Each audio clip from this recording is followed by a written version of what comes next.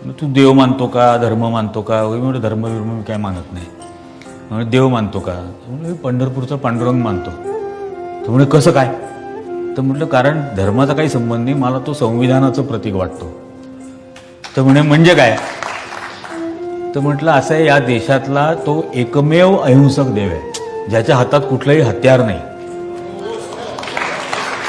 तो म्हणजे प्रत्येकाच्या हातात काही ना काहीतरी शस्त्र आहे. तो एकच आहे ज्याच्या हातात कुठलंही शस्त्र नाही, गळ्यात नाग, साप, विंचू असले काही प्रकार नाही. तो एकदम अहिंसक देव आहे. तो सामान्य माणसासारखा कमरेवर हात ठेवलाय, विटेवर उभा आहे, येणाऱ्या आव्हानाची वाट पाहतोय. तो जेंडर इक्वॅलिटी मानतो. तो विटेवर आहे, त्याची बायको पण विटेवर आहे. म्हणजे असंही त्याच्यामध्ये काही नाहीये की तो इतर देवांप्रमाणे सिंहासनावर बसलाय आणि बायको पायाशी बसली. तो इक्वॅलिटी मानतो.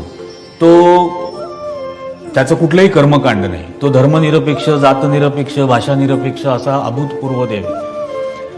आणि सर्वात महत्वाचं म्हणजे पॅरिटी निर्माण करणारा तो एकमेव आहे. म्हणजे आता ते लो IQ असतात, त्यामुळे त्याला ते पॅरिटी विरिटी काय कळलं नाही. तुम्हाला म्हणजे पॅरिटी म्हणजे काय?